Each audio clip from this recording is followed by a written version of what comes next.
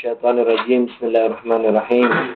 Astaghfirullah rabbi wa atubu ilaihi walhamdulillahi rabbil alamin. Tsumma salatu wassalamu ala asyrafil anbiya'i wal mursalin. Habibina wa habib rabbil alamin bil qasim Muhammad. Allahumma shalli ala Muhammad wa ali Muhammad. Wa ala alihi ya tayyibin tahirin al-ma'sumin al-muntajabin. Amma ba'du. Assalamualaikum warahmatullahi wabarakatuh. Allahumma antiqni bil huda wa alihimni at-taqwa.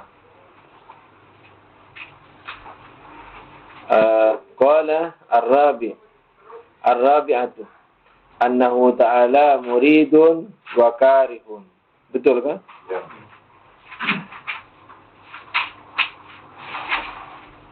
Ar-rabi'atu annahu ta'ala muridun wa karihun li'annahu takhsis al-af'ali bi'ijadiha fi waqtin duna akhar la budda lahu min mukhassisin wa huwa al-iradah wa li'annahu ta'ala amara wa naha wa huma yastalzimani al-iradata wal karahata bid-darurah.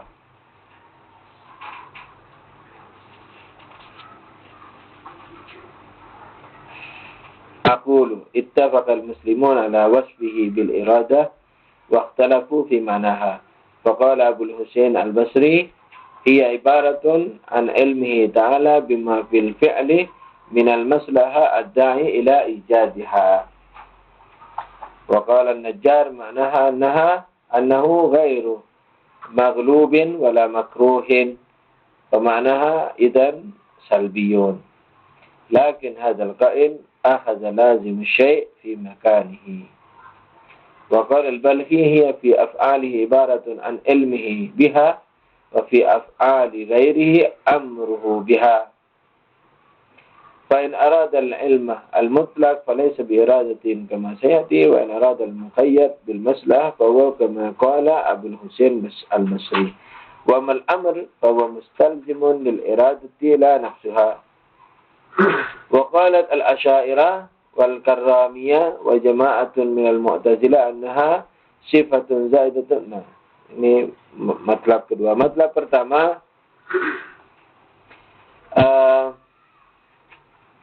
dikatakan bahwa Allah memiliki kehendak dan ketidakkehendakan, memiliki kehendak dan tidak kehendak. yakni memiliki keinginan dan ketidakinginan.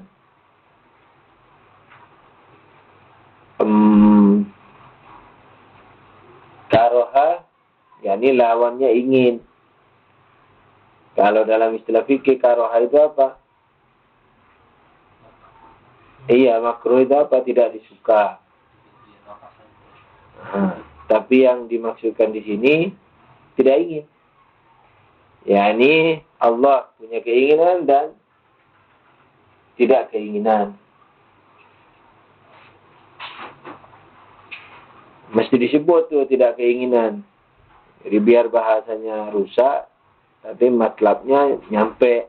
Kalau dibilang misalnya Allah punya keinginan dan tidak, nah itu masih memiliki syubhat, keinginan dan tidak.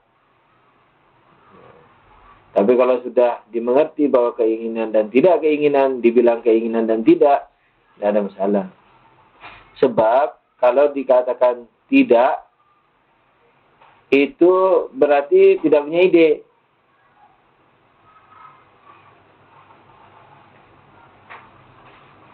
Ini ya saya tanya nih, antum semenit yang lalu kepingin makan daging macan nggak? Bukan, tidak bisa dibilang tidak ingin. Tidak terlintas. Nah itu tandanya pasif. Jadi makanya kalau dibilang Allah punya keinginan dan tidak, nah tidak di situ bisa bermakna apa? Pasif. Yang tidak punya ide. Tapi yang dimaksudkan, antum sudah bayangin, baru antum tidak ingin. Nah itu kan ketidakinginan itu maksudnya. Jadi Allah memiliki keinginan dan ketidakinginan itu. Kalau dibilang keinginan dan tidak, maksudnya tidak keinginan juga. Ada mukadimahnya inginnya. mana enggak? Ingin dan tidak ingin. Tidak. Tidak ingin, iya betul. Tapi kalau keinginan dan tidak ingin itu bisa bermakna pasif. Tidak punya ide. Seperti barusan. Setengah menit yang lalu antum tidak ingin makan daging macan. Tapi tidak inginnya tersebut bukan aktif, pasif. Ya, ini karena tidak tergambar saja. Nah, tapi karih di sini aktif, bukan pasif. Ya, ini melakukan sesuatu. Apa sesuatu itu? Tidak ingin. Kalau muridun Allah muridun wa adamu murid. Misalnya Allahu muridun, misalnya wa adamuhu. Irada wujudu iradatin wa adamuhu. Misalnya wujudnya iradah dan tidak iradah. Nah, tidak iradah itu umum. Bukan mesti aktif, bisa bermakna pasif. Ini karena tidak kebayang. Tapi kalau karih ini, karoha, itu terbayang, diketahui, tapi tidak mau. Nah, itu. Jadi bukan muridun wa adamu iradatin. Yani iradatun wa adamu iradatin. Karihun itu tidak ingin. Dalam artian aktif. Oke. Allah katanya memiliki apa? Iradah dan tidak iradah. Jadi kalau saya mau pakai istilah bahasa lain, suka dan tidak suka. Tapi juga tidak benar, tidak adil sama iradahnya itu. Kalau saya, kan karih ini artinya tidak suka. Nah, bencilah. Makanya makruh yang dibenci Tuhan, tapi nggak sampai ke tingkat haram. Benci. Nah, kalau benci, murid, lawannya mesti suka. Tapi murid bukan suka. Muridun, yakni apa? Memiliki iradah. Jadi kalau mau dibahasakan dengan indah, Allah Ta'ala berkehendak, dan kalau letter X-nya, Allah berkehendak dan membenci. Gitu kalau tidak mau beraturan.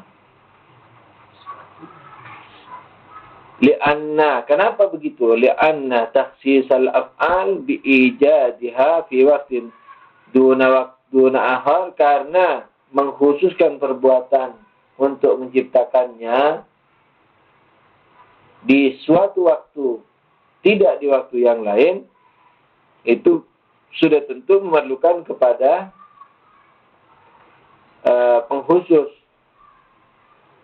Perlu kepada kekhususan, pengkhususan, muhassis.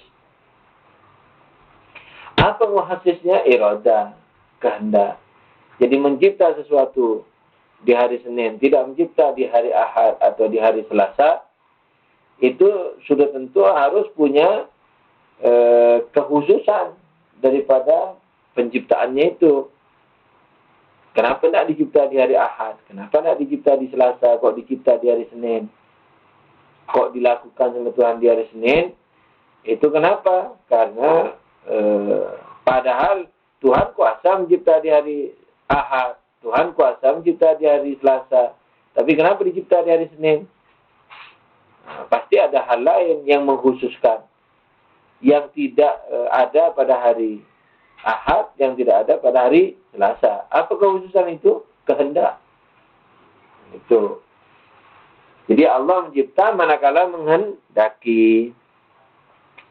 Itu dalil pertama.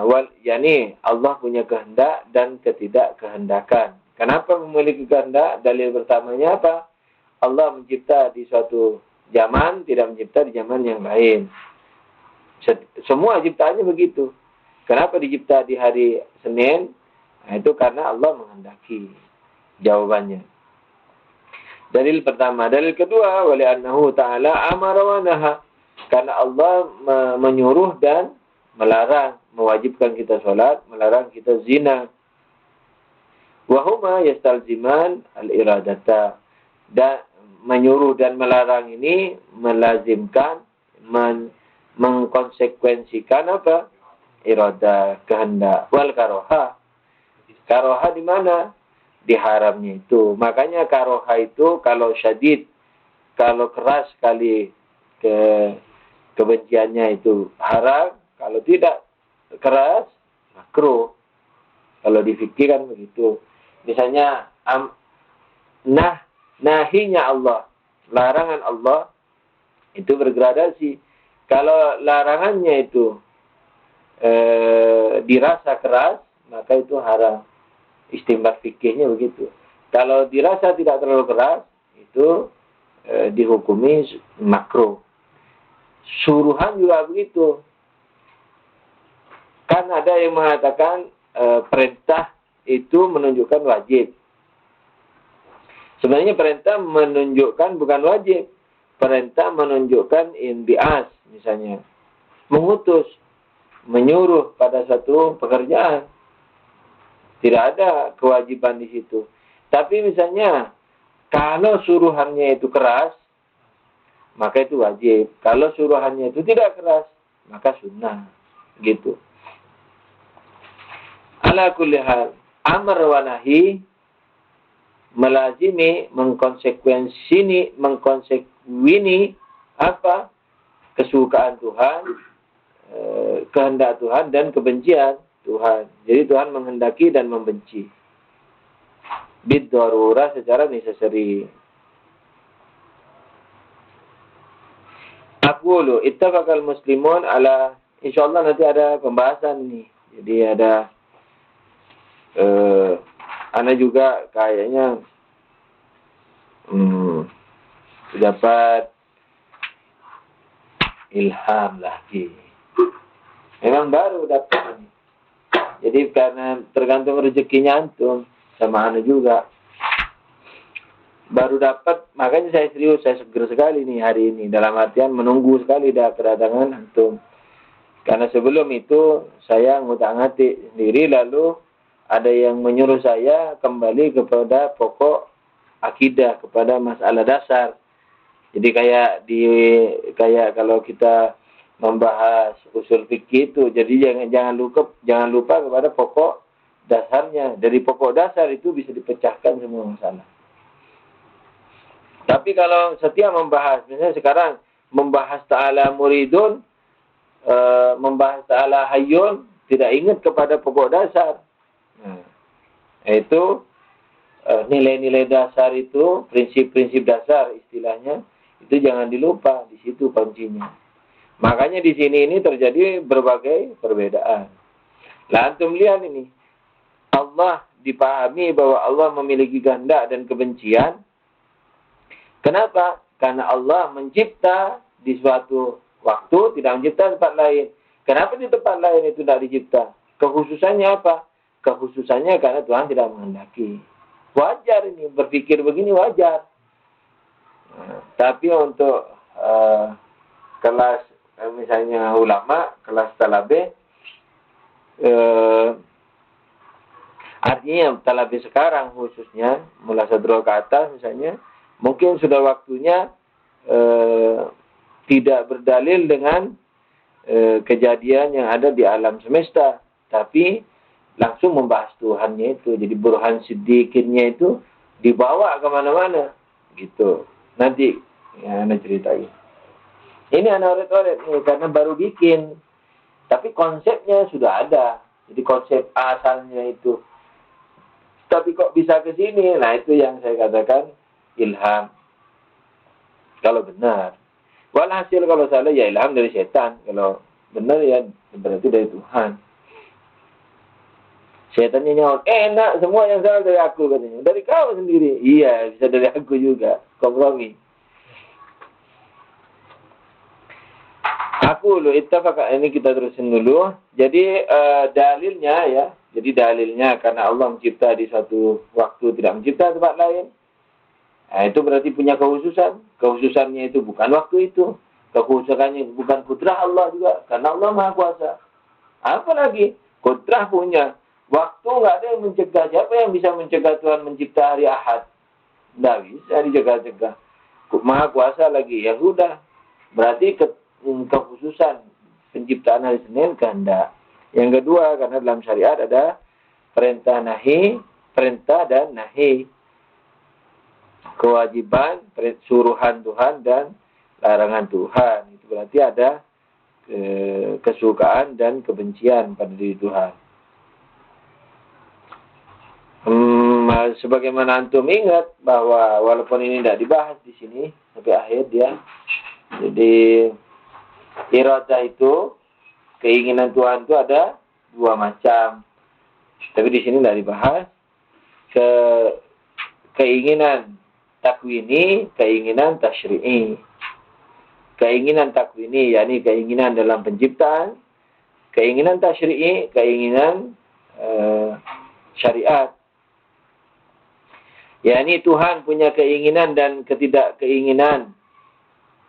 Itu pada takwini, penciptaan. Tuhan juga punya keinginan dan ketidakkinginan pada syariat. Nah, keinginan dan tidakkinginan pada takwin, pada penciptaan, itu tidak bisa tidak harus terjadi. Jadi kalau Tuhan ingin mencipta Nabi Adam, nggak bisa yang ada yang melarang-larang, mencegah-cegah, nggak bisa, mesti terjadi. Kalau Tuhan tidak ingin mencipta, pasti tidak terjadi.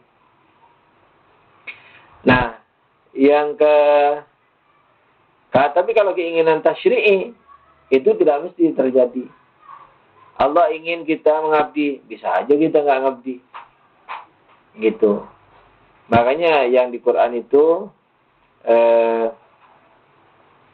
irada Allah yang mengatakan ma khalaqtul jinna wal insa illa liya'budun, tidak aku cipta jin dan manusia kecuali untuk mengabdi.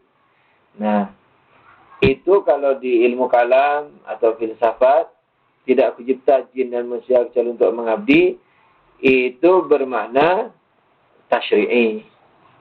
Ini syariat, kehendak yang syariat, keinginan yang syariat. Nah, keinginan yang syariat tidak mesti terjadi. Allah menginginkan kita dicipta, jin dicipta untuk mengabdi, tapi nyatanya banyak yang tidak mengabdi. Itu. Illa liya'budun.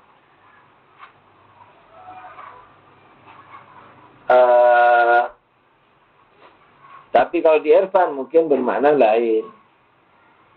Seperti misalnya wa qada rabbuka alla ta'budu illa iyyahu. Oh, enggak salah begitu. Allah telah menentukan bahwa tidaklah kalian menyembah kecuali Tuhan. Nah, ini keinginan tasyri'i. Allah menghendaki tapi secara syariat bahwa kita tidak menyembah kecuali Tuhan. Makanya bisa aja orang tidak menyembah Tuhan karena keinginannya bukan takwini. Tapi kalau di irfan mungkin diartikan takwini. Tapi penjabarannya nanti lain kali. Jadi iradah ada dua. Iradah takwini mesti terjadi. Iradah tasyri'i tidak mesti terjadi. Aqulu ittafaqal muslimun ala wasfihi bil iradah. Semua muslimin berittifaq. Secara ittifaq, bersepakat atau secara sepakat. Apa bedanya bersepakat dengan secara sepakat? Belajar bahasa Indonesia ini. Ya sepakat kan. Kalau bersepakat itu musyawarah dulu baru bersepakat. Tapi kalau ulama itu tidak pernah musyawarah sama ulama ini. Tapi pandangannya sama, itu secara sepakat. Iya dong, tidak bersepakat. Itu. Ada sebenarnya berbahasa Indonesia dengan berbagai modal, bahasa Parsi, bahasa Arab, gitu. Jadi berat akhirnya bahasa Indonesianya. Nah, tidak gampang. Kalau makanya menerjemah itu juga jangan asal asal misalnya terjemah aja, tapi ruhnya harus diterjemah, maksudnya bukan kata-katanya.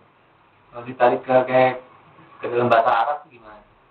Jadi secara sepakat Ittafaqal muslimun. Nah, secara sepakat ini artinya hal. Yang harus menyentuh hal adalah ulamanya, berarti ulama yang melakukan sesuatu secara bersepakat.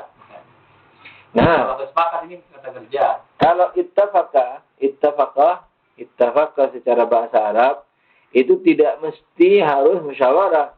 Sekalipun juga dipakai dalam ittafaq, dalam musyawarah. Misalnya teman-teman rapat ittafaqa ala misalnya fulan. Mereka lalu bersepakat. Itu ittafaqa. Tapi ittafaqa ini juga seperti sekarang ittafaqal muslimun. Muslimin secara sepakat, bukan bersepakat. Kalau ittafaqa yang pertama itu bersepakat, tapi kalau ittafaqal muslimun itu secara sepakat. Itu. Kalau satu itu berkumpul, sepakat. Itu ittafaq. Iya, kebetulan sama. Nah, itu disebut secara sepakat. Ittifaqan kebetulan.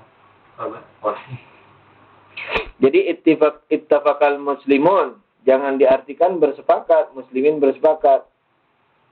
Jadi ittafaqal muslimun ini secara sepakat, muslimin mensifati apa? Bahwa Allah itu memiliki sifat iradah.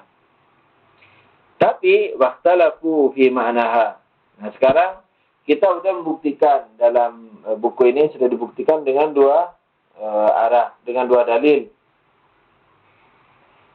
Bahwa Tuhan mencipta pada satu waktu, tidak mencipta tempat lain di waktu yang lain. Itu berarti ada pengkhususnya tidak lain kecuali iradah. Nah, kemudian Allah melarang dan menyuruh dalam syariat. Itu berarti ada kesukaan dan ketidaksukaan. Itu selesai sudah. Apalagi ditambah ittafaqal muslimun. Jadi muslimin secara sepakat mensifati bahwa Allah itu punya iradah. Nah, waqtalafu fi ma'na, tapi makna iradahnya berbeda-beda. Apa iradah? Faqala Abul Husain Al-Basri, hiya ibaratun an ilmihi ta'ala bima fil fi'li min al-maslahati ad-da'i ila ijadiha. Sebenarnya ini cantik sekali. Apa itu? Abul Husain Al-Basri mengatakan iradah yakni ilmu Allah. Jadi kalau antum ini iradahnya kan lain. Iradahnya antum ini kehendaknya antum, inginnya dan tidak inginnya antum terserah kepada perasaan antum. Kan gitu. Ingin tidak inginnya antum terserah kepada perasaan. Tapi kalau Tuhan tidak punya perasaan. Makanya dikembalikan ke ilmu. Jadi sebenarnya cantik sekali ini sudah perhenungan sekian abad orang atau sekian abad manusia. Walaupun secara tidak sopan atau kurang sopan dalam artian bukan menghina ya, kita mungkin karena zaman sudah semakin ke sekarang ini, apalagi di estafeti dengan misalnya Mullah Sadra. Sebenarnya saya tidak ingat pandangan Mullah Sadra di iradah bagaimana. Anda sudah lupa. Tapi garis-garis pokok dasarnya, inti daripada mengenal Tuhan, membahas sifat Tuhan dari zat Tuhan itu kayaknya lebih mantap sekalipun. Mungkin kita tidak bisa memastikan, tapi kayaknya bisalah meraba apa makna daripada iradah. Nah, karena Tuhan dalam penjelasan ini, karena Tuhan tidak punya perasaan, berarti dikembalikan ke ilmu. Cantik ini, bagus pengembaliannya. Hiya ibaratun an ilmihi ta'ala. Jadi bukan perasaan. Keinginan, yakni ilmu Tuhan.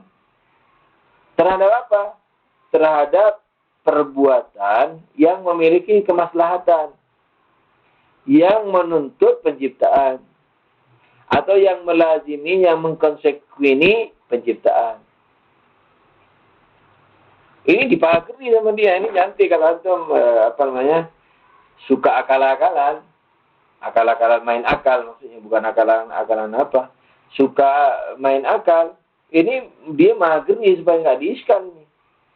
Kenapa ilmu? Karena Tuhan tidak punya perasaan. Sebab kalau perasaan gonjang-ganjing nanti ganti-ganti perasaannya. Nah, berarti mahallul hawadis. Nah, perasaan toh. Terus ilmu terhadap sesuatu yang maslahat. Nah, ilmu sesuatu kepada yang maslahat itu masih belum iradah. Bisa aja diiskal.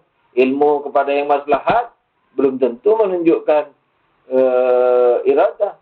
Karena itu masih belum menghendaki. Ilmu terhadap yang maslahat. Seperti antum nih. Ilmu terhadap yang maslahat punya.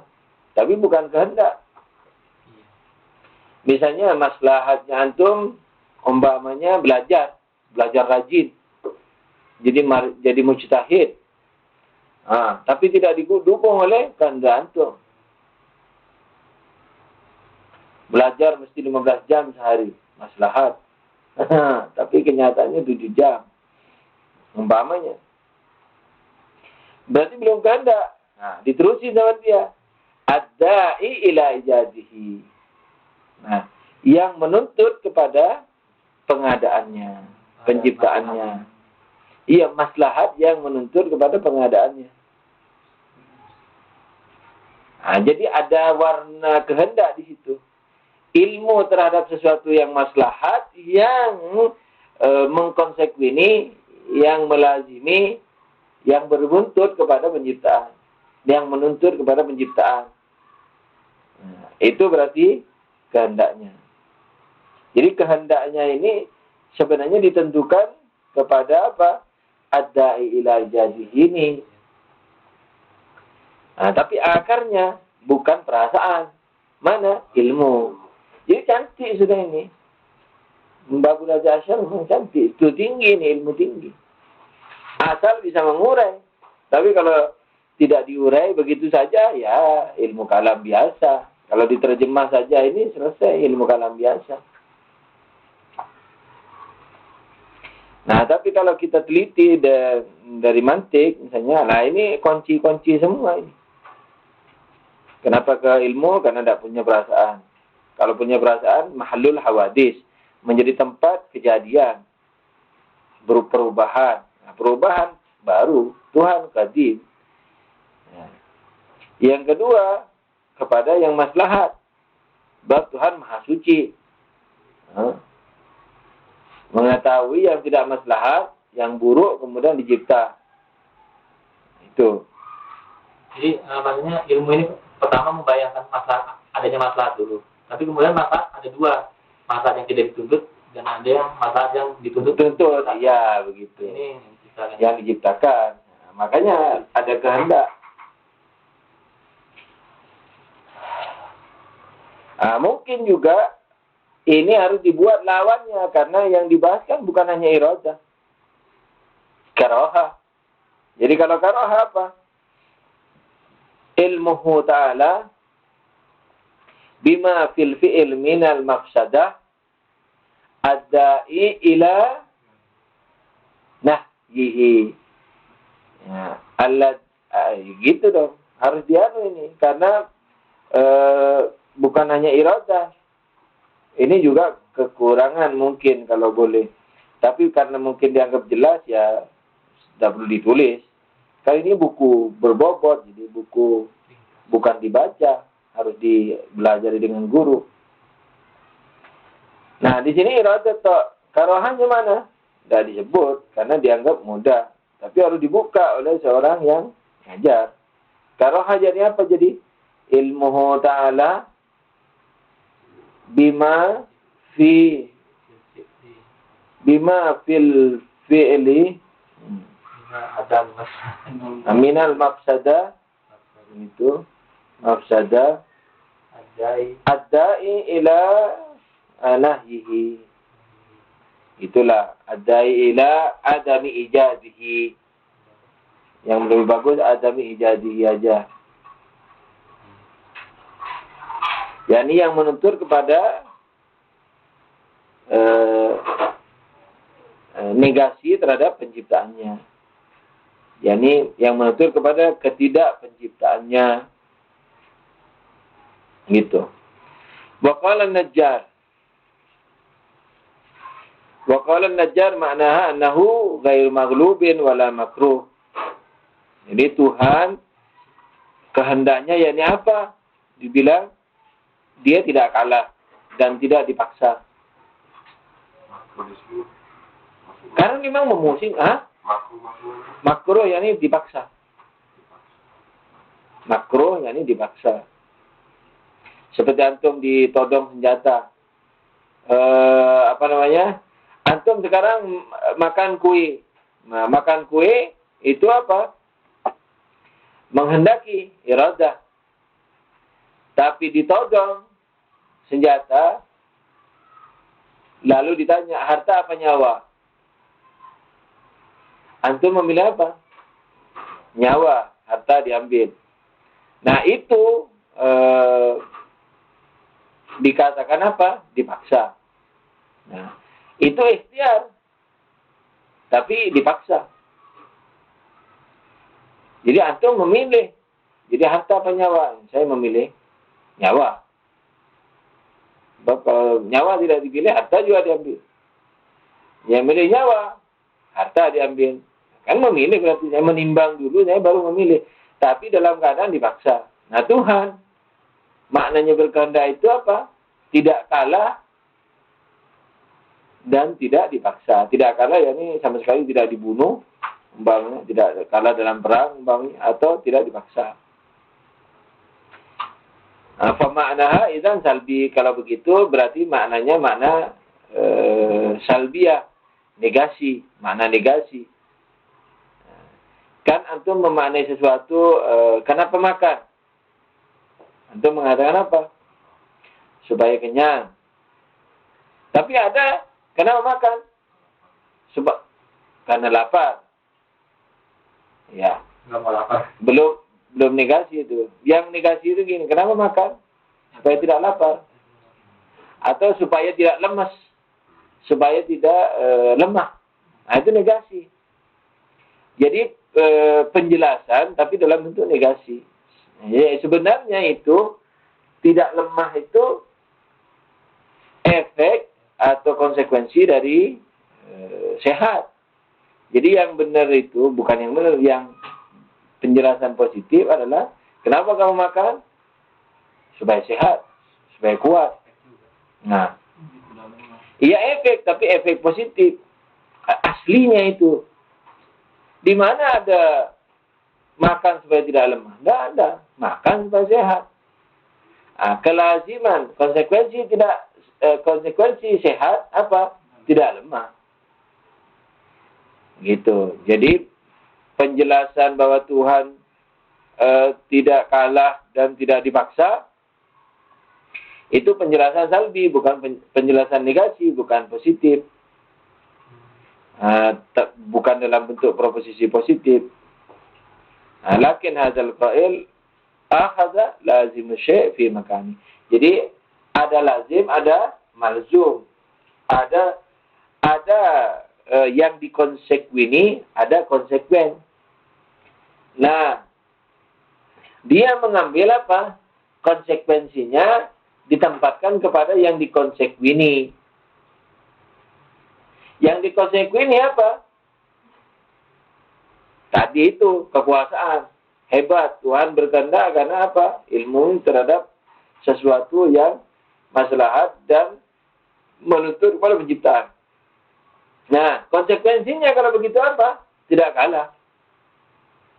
Nah, dia lalu menjelaskan kehendak Tuhan itu dengan bahasa tidak kalah, tidak dipaksa. Nah, itu berarti konsekuensinya. Untuk menjelaskan yang dikonsekuini. Itu. Jadi lebih bagus yang dikonsekuini itu yang dijelasin. Ini dalam bentuk positifnya. Kelaziman iradahnya dari maghlub ini. Jadi yang ketika orang kenyang, yang ada orang kenyang apa tidak lapar? Orang kenyang bukan tidak lapar. Tidak lapar itu konsekuensi daripada kenyang. Yang ada sehat atau tidak sakit? Sehat. Bukan yang ada tidak sakit. Orang tidak sakit kan tiada. Masa, yang ada tiada. Adanya tiadanya. Adanya tiadanya sakit. Tidak ada. Adanya ya sehat itu. Adanya ya kenyang itu. Bukan adanya tiadanya kenyang. Tiadanya lapar. Bukan adanya tiadanya sakit. Adanya kok tiadanya. Adanya ya yang ada kenyang, yang ada sehat. Nah, kelazimannya, konsekuensinya apa? Tiadanya sakit. Tiadanya lapar. Tuh.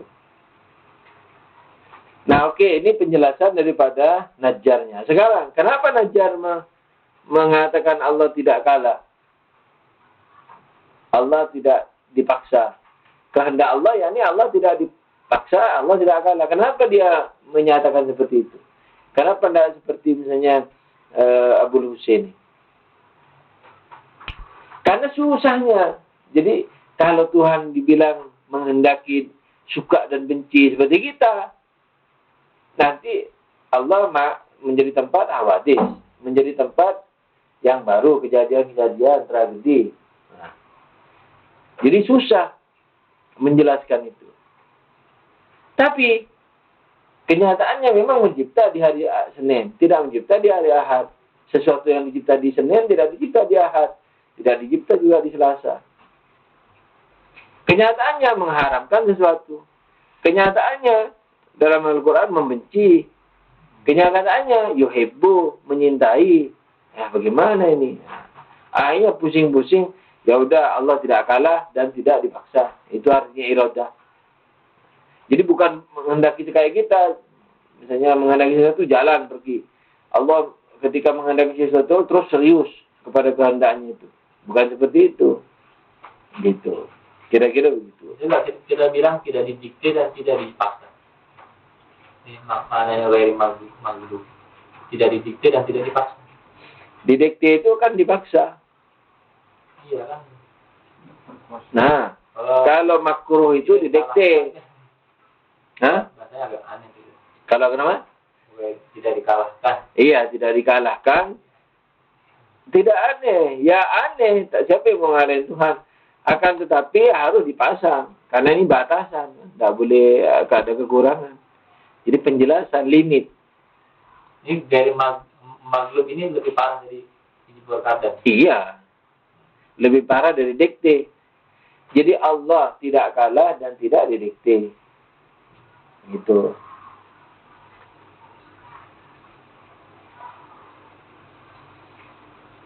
Oke. Nah, waqala al-Balhi. Itu Najjar. Jadi Balhi hiya fi af'alihi ibaratun an ilmihi biha. Susahnya kan? Pemecahannya itu bagaimana? Iradah Allah itu kayak apa? Qala al-Balhi apa? Kehendaknya dalam perbuatan, yakni ilmihi biha. Ilmunya terhadap perbuatan itu. Jadi Allah, dia membagi perbuatan ada dua. Perbuatan Tuhan dan perbuatan selain Tuhan. Ya, kehendaknya terhadap perbuatan Tuhan. Ilmunya terhadap perbuatannya itu. Kehendaknya terhadap perbuatan orang lain. Perintahnya terhadap orang lain. Nah, gitu. Nah, qala al-Balhi hiya fi af'alihi, yakni dalam perbuatan dirinya sendiri, perbuatan Tuhan. Kehendak Tuhan dalam perbuatan Tuhan apa? Ilmunya terhadap perbuatannya itu. Toh? Kalau kehendak Tuhan pada perbuatan yang lain, perintahnya. Dia tidak mau tuh kembali ke Tuhan karena bahaya. Apa kehendak Tuhan? Ya, kehendak Tuhan ya kalau terhadap perbuatan dirinya ilmunya. Jadi nggak mau kayak kita ada perasaan itu bahaya. Hanya dibilang apa? Dibilang ilmu terhadap. Jadi Tuhan mengerti. Kalau nggak ada perbuatan gimana? Nggak dibilang iroda berarti.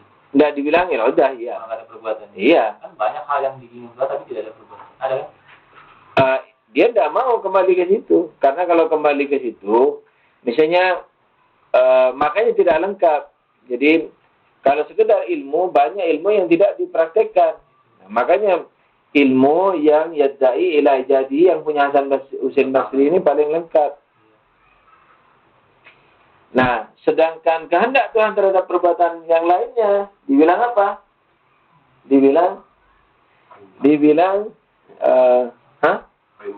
perintah. Nah, udah perintahnya, udah selesai. Jadi di luar Tuhan jadinya. Tapi itu tajallinya bisa juga ya perintah Tuhan gitu. Udah perbuatan Tuhan jadinya. Itu. Fa in aradal ilma, makanya dikomentari. Fa in aradal ilmu mutlaq fa laysa bi iradah kama sayati. Kalau yang dikehendaki ilmu mutlak, yakni yang bukan maslahatin adda'i ila ijadihi ini ilmu mutlak, maka bukan iradah, itu ilmu Tuhan. Kan dikatakan bahwa kehendak Tuhan terhadap perbuatannya adalah apa? Ilmu terhadap perbuatan itu. Kalau itu ilmu mutlak, maka itu bukan iradah, ilmu. Tapi ilmu terhadap perbuatan itu yang menunjukkan kepada kemaslahatan, kemudian da'i yang menuntut kepada perbuatan itu, aplikasi, menuntut kepada aplikasi, karena ini ilmu Tuhan, bukan penciptaan. Menuntut kepada aplikasi, nah ini baru iradah.